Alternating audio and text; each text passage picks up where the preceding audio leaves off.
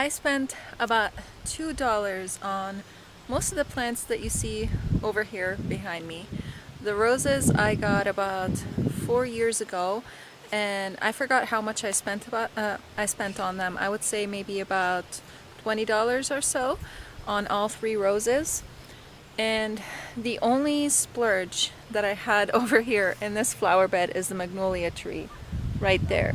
And I spent $56 on that because I wanted a magnolia tree for forever, for so many years. And this was the spot that it was meant to go in. So I had to get it. And I was planning on this spot for it for so many years.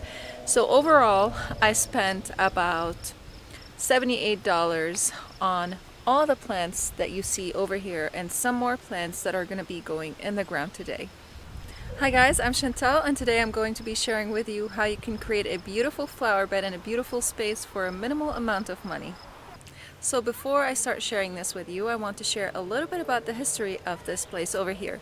When we first bought this house, this space over here that you see behind me, up to where I am standing right here, was a disaster. It was full of thorn bushes and bittersweet vines and sumacs, and there was also, I think, a Russian olive that was taking all over the space, and it was old and it was full of borers and it was ugly. It was a disaster.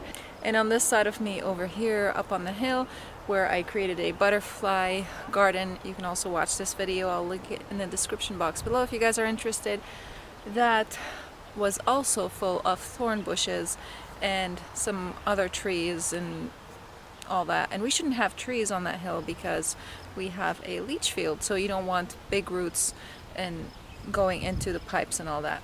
So it took me years to get this area to what it is today. And every year from spring all the way to the fall, whenever I would have time, I would come and I would just cut down branches and take down thorn bushes and trees and whatever I could. And then in the end, I had to spray because things just kept coming up, and there are some things that are still coming up, and I will show you, and I will also be sharing how I treat that with you.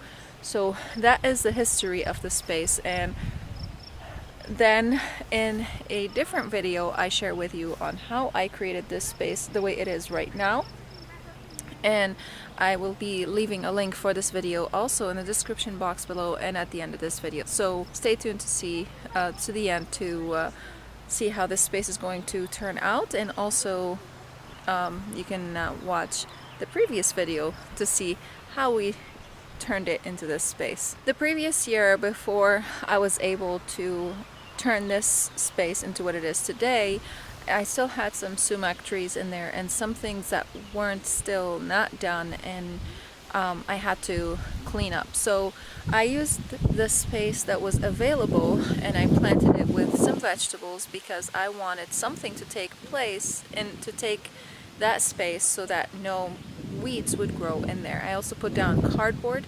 under the area, and I left the cardboard there, and I put compost in the area so that it would both feed the soil and the plants and make a better soil for me, so that when I came to plant over here, the space would be better.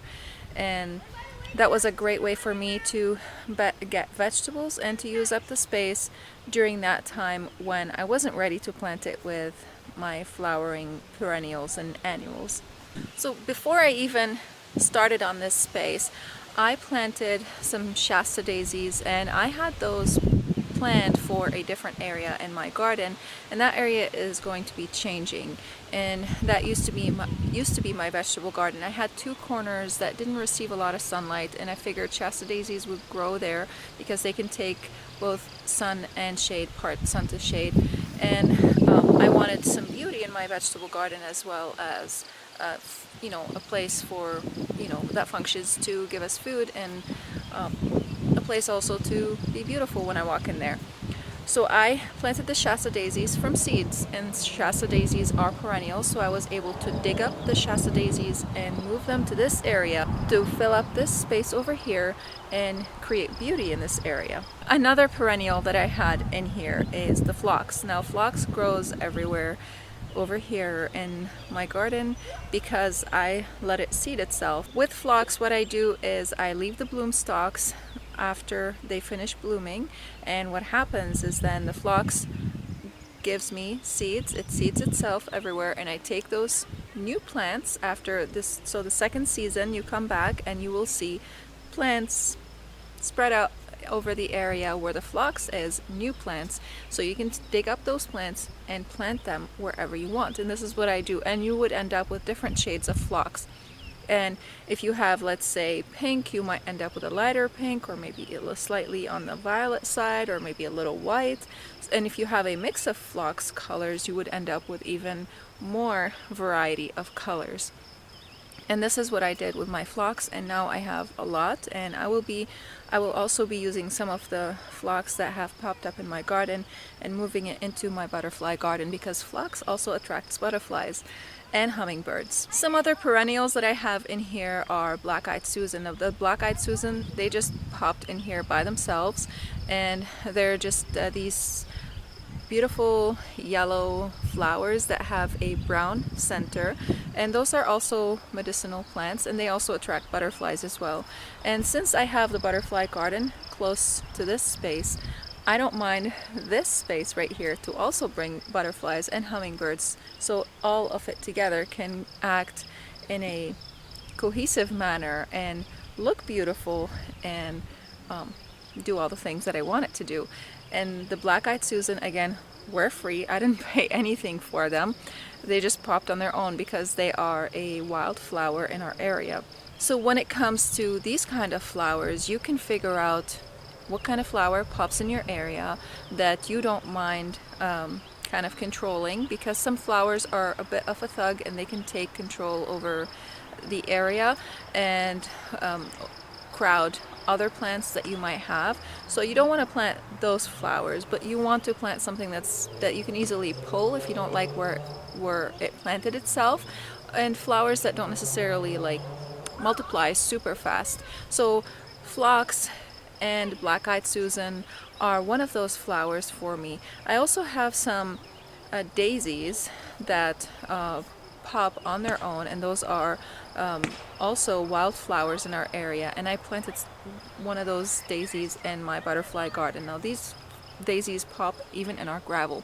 There's one more thing that popped that I did not expect, and I will be moving that after I get rid of these stumps over here that you see of the sumac.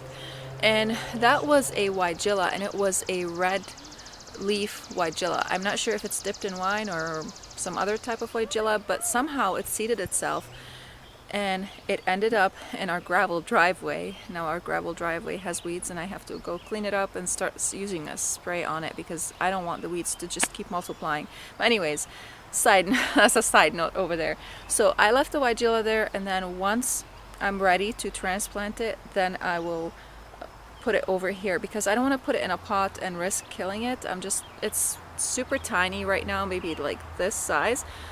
So you can look for these kind of things. Maybe you could take a cutting from a tree or something that you like. For the magnolia, you know, like if you want to plant a tree, you can buy a small tree. You don't have to start with a big tree. I started with a big tree just because, I mean, it's not super big. You can see it got bigger since I planted it, of course, but you can start with a smaller tree that would take a little bit more time, or you can take a cutting from a friend's tree and try to grow it. I didn't want to do the cutting route because it would take me about for the second year to be able to plant the magnolia, and I just didn't want a tree in my basement to be like babying it, and I just didn't want to deal with that. So I just went ahead and bought a tree.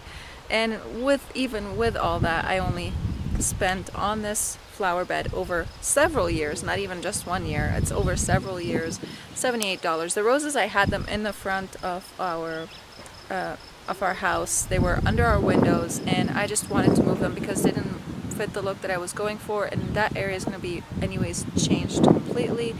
And I have plans that I've had in mind for several years now, and I'm hoping to be able to implement them and maybe in the coming up year. I don't know if I would have the time to do that, but that's what I'm hoping anyways. And you can also start things from seeds. Like I started the Shasta daisies. Some other plants that we are going to be planting today are some lupins, some Canterbury bells, and some gomphrena, and I'm not sure, there might be some other plant in there. Maybe, I don't know, I forgot. So these are some plants that you can start from seeds. You can start all sorts of perennials from seeds. You don't really have to buy anything. You might be even able to start roses from seeds. You might be able to start trees from seeds. So seeds are a lot cheaper than buying the plants, because you would have a packet full of seeds and you can plant tons of them, fill up the area even with the same plant if you want to, and still have more seeds. Even like all the plants that I planted over here, I still have more seeds. In the Shasta daisies, I got the seed packet from Dollar Tree. The lupins, I got the seed packets from Hannaford. My kids and I were walking into Hannaford one day, and they had, in the early spring, they had the seed rack right in front of you, and for gardeners that's like a big trap, you know. So we couldn't help but ourselves but stop there and just grab a bunch of seeds. And there are lots of seed companies that I also buy seeds from, like rareseeds.com, Johnny's Select Seeds, and lots of seeds, lots of seed companies. There are a lot of seed companies out there that you could just buy seeds, or you can go to Dollar Tree. I bought lots of seeds from Dollar Tree. Not all of them come up, but it's $1. Maybe now it's a little bit more, but it's still a lot cheaper than just starting with a plant. Because if you do buy plants, you'll have to buy a lot of plants to fill out that space, or you could just buy one plant each year and fill the rest with seeds. And there are, in a different area in my garden, I started with both seeds and maybe like one plant, and then the next year I'd buy another plant, and the next year I'd buy another plant. Like I started, I bought a, what's it called? I forgot the name of the plant, but I bought a plant. It grows to the ground and it has pink flowers. Well, how? I can't remember the name of that plant right now. I don't know. It's always on my, every time I see it I remember its name. Now I can't remember its name. Anyways, so I bought it. It was super small, and then I left it in a pot for several years, and after that I took the plant and I divided it into multiple plants, and I allowed it to seed itself also. So now it's spreading in that area, and I had multiple plants anyways after dividing it, and and that is one way I filled that area. I planted chives from seed, and chives give you beautiful flowers also. And then one year I bought a rose, next year I bought another rose, another year I bought a hydrangea. So you could just spread out over several years. You don't have to do it all in one time, and you can fill in the meantime with maybe some annual flowers that you plant from seeds, or perennial flowers, and then move them somewhere else if you don't like them where they're at. Hey, if you're new here and you like what you see here, please hit that subscribe button and the bell to receive notifications of whenever I upload new videos. Right now I'm going to be planting these lupins. They look pretty sad because we've had a lot of temperature fluctuations from hot to cold, and we had some cold nights, like 46 degrees. It was actually 46 last night, and we had a lot of rain, so these lupins are suffering a little bit from that, and a lot of plants are as well. But before I can plant the lupins, I want to perform a soil test in the area where I'm going to be planting them. Now, I did a whole video on that, of how you can test your soil, and I will also be leaving that link at the end of this video, and you can watch it also and see how you can test your soil pH. Now, in that video I did a test comparison between testing it with this pH meter over here and testing it chemically, so you can see how you can do that as well. And this pH meter over here is pretty accurate, so I'm going to be using it today to test the soil over here. And I'm just gonna poke it around in different areas in the garden. I broke it. How can this be? Okay.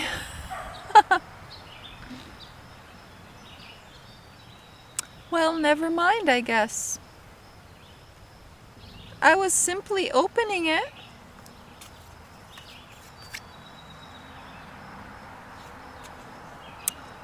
Well, that's disappointing. Okay. It's stuck. I had...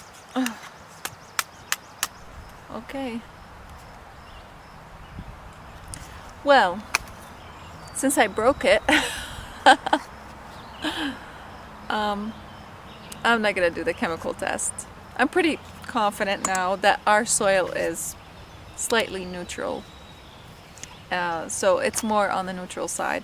So I'm gonna add soil acidifier anyways. I won't add a lot, I'll add just a little bit, just so that the lupins can be happy, because lupins like slightly acidic soil, and also the magnolia likes a slightly acidic soil, and so do the roses, and I don't want them to struggle. I mean, the magnolia seems to be doing okay, but I feel like if I give it a little bit more soil acidifier, it will do better.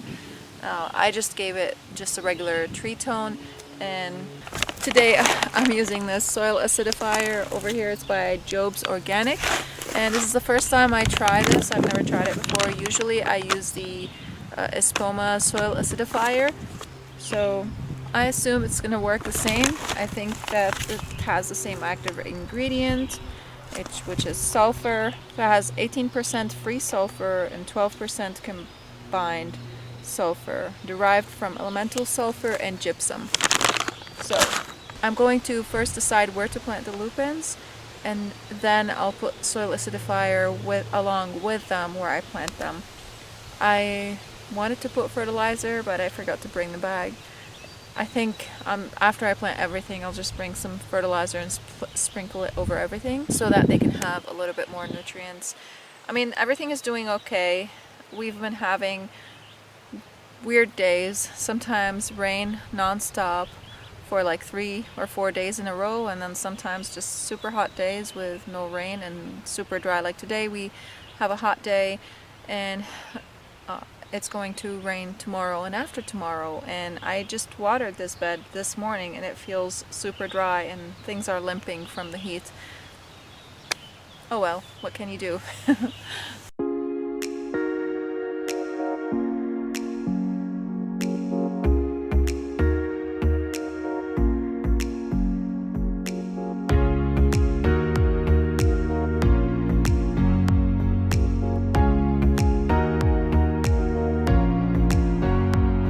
I have a celtic in here too, so I'm going to be transplanting that into the butterfly garden.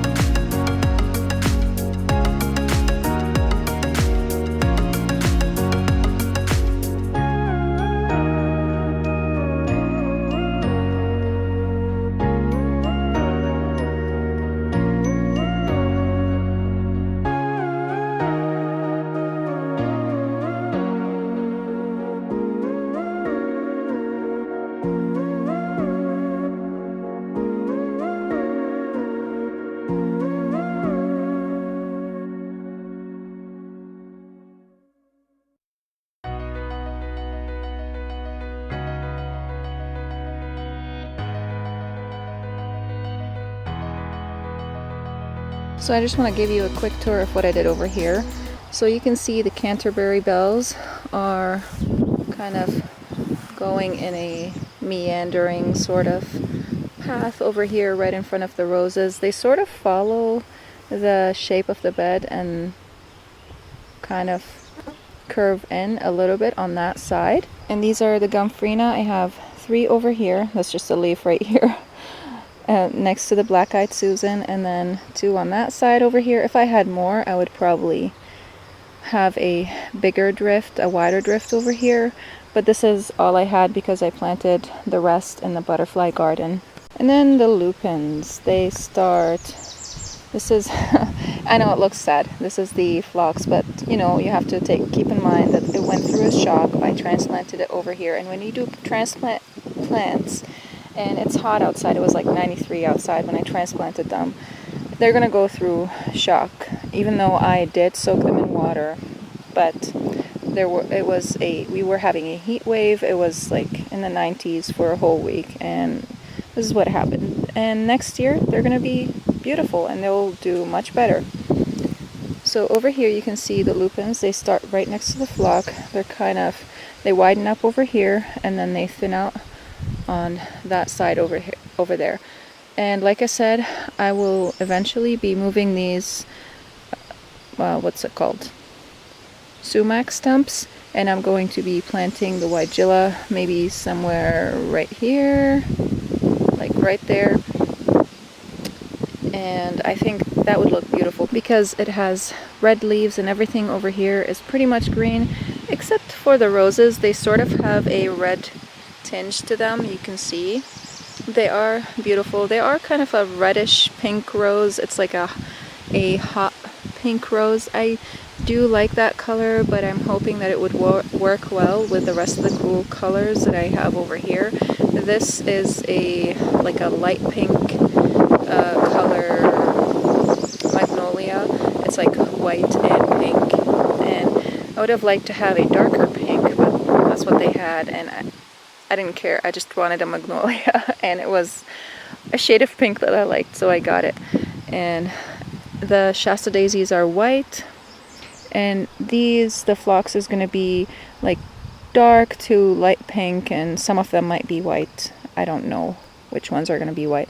And the lupins, I'm not sure what color they're going to be because they were in a mixed package, but I think some of them are going to be like a salmon, some of them are going to be pink, and just a mix of, I think, cool colors. That's what I'm hoping for. If not, in the future I will be changing them to maybe dark purple lupins, because I do want lupins in here, because lupins are just one of the plants that I love very much. I love their leaf structure, their blooms. I find them very charming, and they kind of bring this kind of prairie feel into here. And the Gomphrena are the atomic purple Gomphrena, so these will be purple, these will be pink, and the black-eyed Susan is going to be yellow with some brown in it. And this is a wide view of the flower bed. It is filling out. I could still put in here some annuals if I wanted to, but I think for now I'm going to stop here and see how it's going to fill out this year, and then next year I can add more. I don't have to do it all at once. And I still have the grass pile over there. I will get rid of it. I will when I have the time. I promise. Sorry if I'm squinting. The sun is in my face. So I remember I told you in the last video I filmed over here of creating this flower bed that we cut down the sumac trees, and I do poison them whenever right after you make a fresh cut.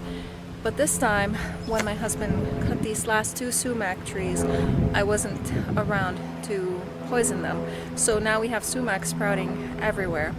So the way how I treat that, I use this brush killer, and I used it last year on so many things in our area because we have tons of invasive vines that are taking over our property, and physically I cannot do everything by hand, it would take me decades, maybe even a century if I lived that long, to overtake these things. So I needed the help of something, and so I used this brush killer over here, and I use a concentrate. This is not the stuff that you spray directly, and I do a like double dose. Then they say 4 to 8 ounces, so I use 8 ounces into 1 gallon of water. And I have this pump sprayer over here, and I use it directly on the plants. Now in this situation where I have plants and I'm going to be spraying the leafy growth of the sumac because I don't have a fresh cut to work on, I'm going to use the setting where you just have not a fan or broad, but more like a direct, like a kind of like it's direct shooting, like it's a very thin line, so that it's not spraying everywhere, because I don't want the wind to blow this spray onto my plants and end up killing them. So right now that's what I'm going to be doing. So I'm going to be putting on some gloves. I don't have a mask right now, but it would be helpful to have a mask and some goggles, and I think, you know what, I'm just going to go grab them anyways, because I don't want to have that stuff in my lungs anyways, and I don't want it in my eyes either. And then we're going to be tackling these sumacs, and I have a bittersweet vine that also keeps popping up. So I'm going to also grab the loppers so that I could cut it and then spray the top of it with this poison, because its roots are too deep and it's spreading all over the bed over here. So if I do pull it, I'm going to end up pulling my plants that I planted, and I don't want to do that.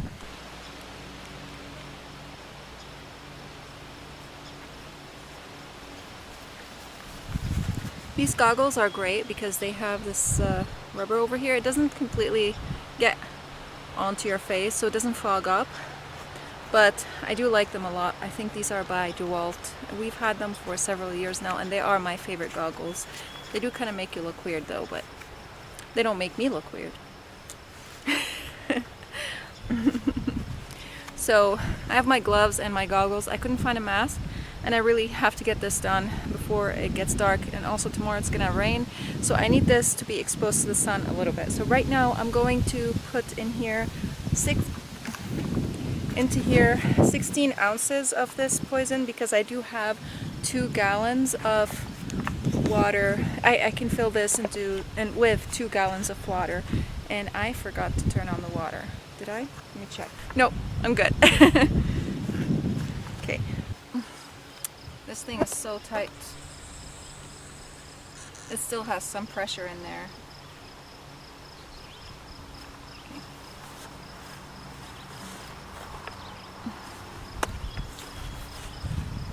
There we go.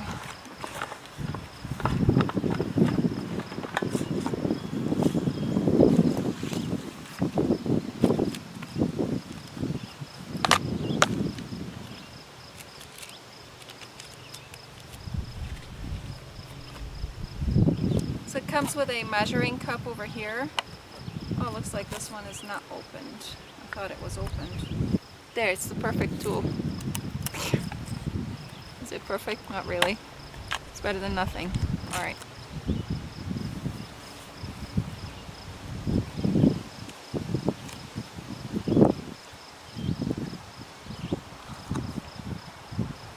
I wish I had my hair back right now, but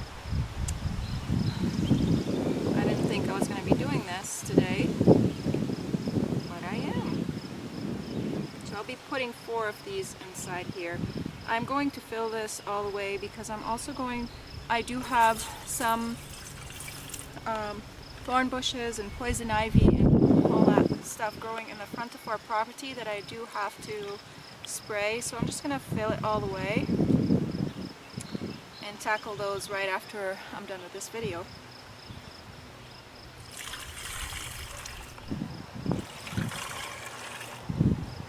So this does not kill grass, but it does kill shrubs, including poison ivy, and it does kill trees, not as well, but it does kill them.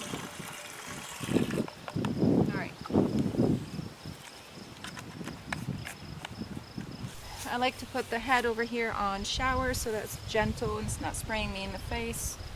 And I like to clean this with water.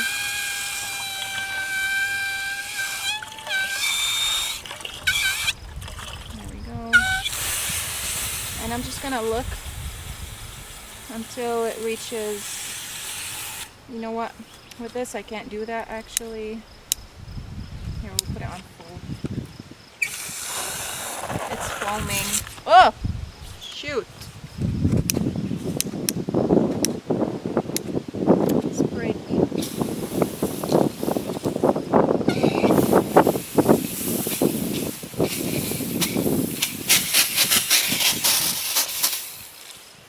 This is not working.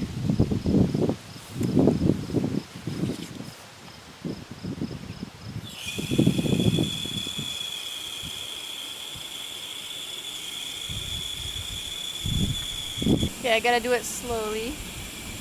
I'm not pushing too hard on the end here on the sprayer so that the mix doesn't foam up and it doesn't spray on me, because it sprayed me and you don't want that to happen. It probably didn't spray me with poison, but just in case, I rinsed my arm. I'll be taking a shower right after this too. Okay, there we go. It's at the 2-gallon mark. I'm gonna close it. And then I'm gonna pump.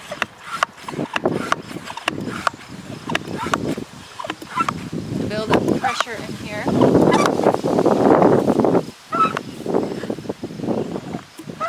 You can see right here, this has cone and it goes this way, so I have to turn it in one direction. Fan, stream, cone. So I'm going to put it on stream,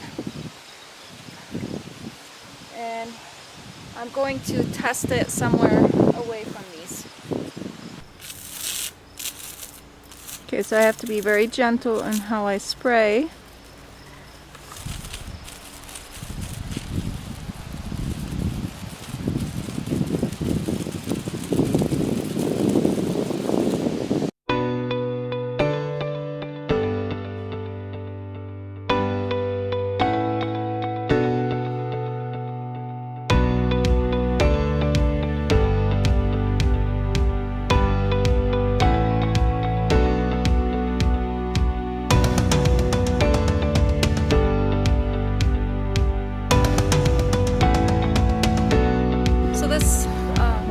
This one right here on this side is pretty much dead. I don't know if you guys can see it, but that one right there that I have my gloves on is dead. I just couldn't get it out, so I'm just waiting for it to sort of rot because I tried getting it out and I wasn't able to. So I sprayed them right now. I'll just wait until they die and then see what happens. And then eventually I'll be digging them out of here and planting the weigela in their place somewhere around here. So while you're still watching, I just want to quickly ask you, if you do like this video, to hit that like button to let me know that you do like this video, and to let other people know about this video, because the more likes it gets and the more comments it gets, the more people find it. I want to thank you for liking this video and for commenting, and if you have any questions, please leave them in the comment section down below. So you can see over here, most of the plants that I planted are perennials. I do have a few annual plants, and most of them again are from seed. Even the phlox, it seeded itself, and I just transplanted the seed and I planted it over here. So you can start with plants from seed, or you can buy plants on sale. You can plant some annuals and some perennials, so you can plant perennials and leave some space for annual plants, and if you want to buy a little bit of perennial plants, you can do that as well. I mean, if you want to buy a little bit of each of those plants, you can do that as well, but starting things from seed is pretty much going to give you a good opportunity to fill up your beds, your flower beds, with a lot of beautiful plants for a very low price. Another thing to consider when creating a flower bed is mulch. You want to put down something on the surface of the soil to retain that moisture, because if you don't, it's going to evaporate. Another thing that mulch does is it reduces the amount of weeds and the amount of weeding that you have to do.